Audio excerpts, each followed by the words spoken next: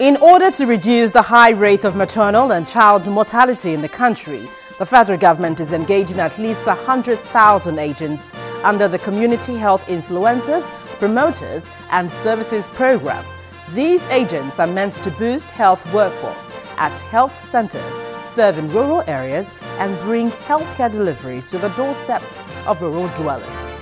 My guest on this week's episode of the program explains how the program will boost healthcare delivery in rural communities.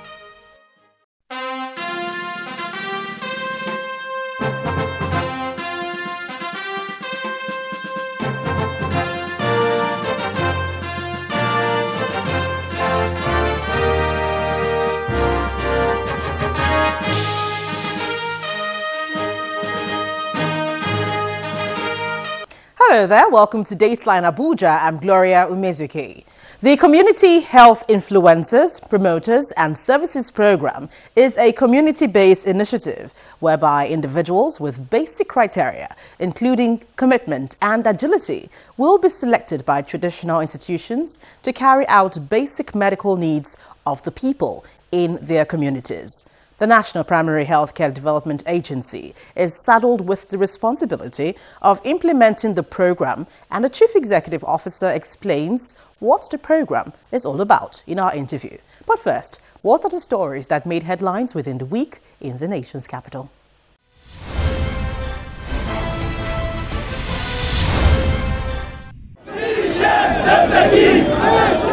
The police in Abuja and members of the Islamic movement of Nigeria have clashed, leading to the arrest of over 100 members of the group and causing injury for over 20 police officers. The police had used tear gas to disperse the group, which is staging a protest to demand the release of their leader, Sheikh Ibrahim El-Zakzaki, who has been in the custody of the Department of State Services since December 2015. However, the group, which included women and children, pelted the police with stones.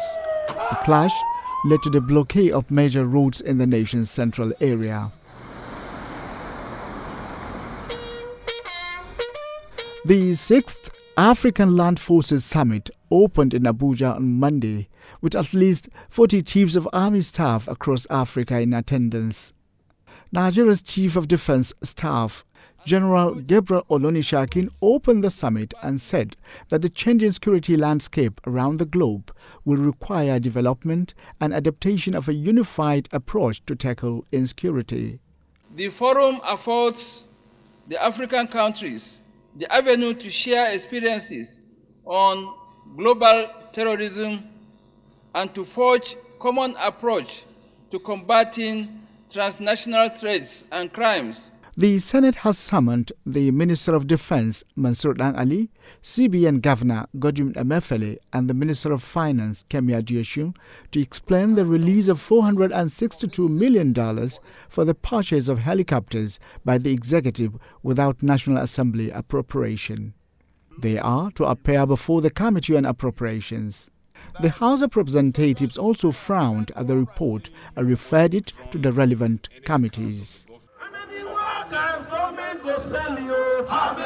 Members of the Joint Health Workers Union in Abuja joined their colleagues in other parts of the country to down tools, in full compliance with the directives of the union's leadership to embark on a nationwide industrial action. The leadership of Johesu had on Monday directed its members to commence the strike to protest the non-implementation of the federal government salary adjustment as well as the non-payment of promotion arrears to its members. At the National Hospital in Abuja, nurses and midwives are in full compliance to the directive. This is absolute. Meanwhile, the Nigerian Medical Association has dismissed the joint health sector unions as an illegal body that should not be accorded any recognition by Nigerians. President of the NMA, Professor Mike Ogrima, said the industrial action by Johesu is uncalled for because their demands were driven by envy. It is illegal because it is not registered. This strike they are planning is against medical doctors. It's preventing them from earning the same salary as doctors. All over the world, there's relativity package for medical workers, different from other health workers. If you live here, if you leave Nigeria today to other countries, doctors are advantage position.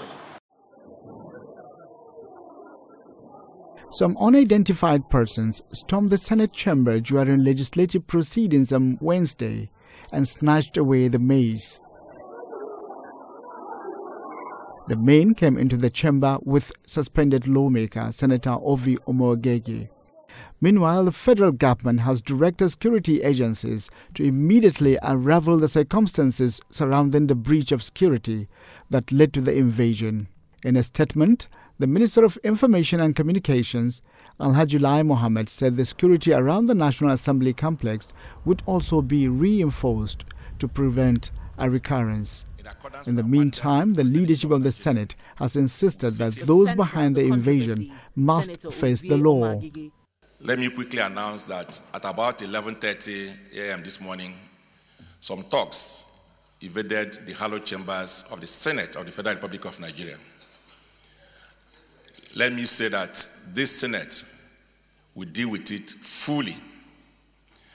For today, in accordance with our mandate to represent the people of Nigeria, we sit here and we exhaust everything on our other papers.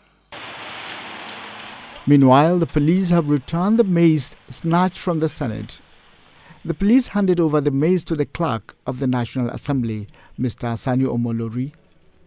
The National Assembly had given the Inspector General of Police and the Director General of the Department of State Services 24 hours to recover the mace. It still beats the imagination of Nigerians and the civilized world that the attackers passed through the several security checks and barriers into National Assembly and in the recess of these chambers, and also escaped with the mess into the thin air, despite the well-known fortified surroundings of this parliament.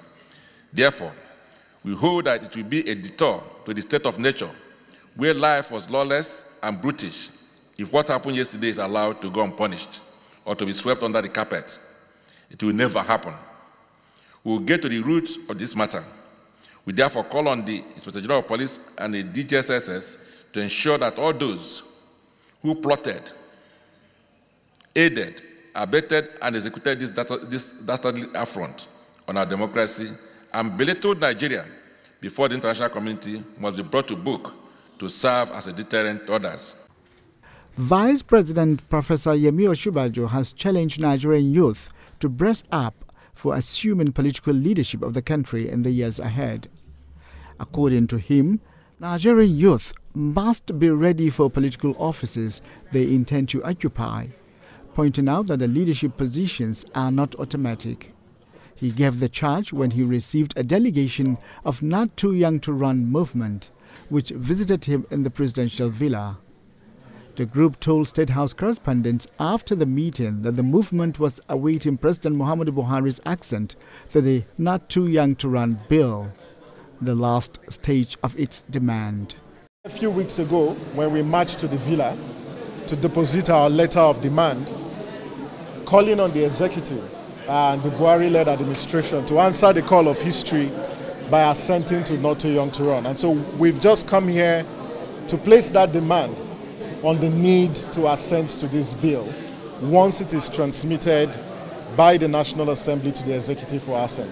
We need to disabuse our minds from this narrative that young people are not ready. There are young people who are ready. All we need to do is to give them that opportunity. And what Not Too Young to Run seeks to do is to open up that space so they can demonstrate excellent public leadership.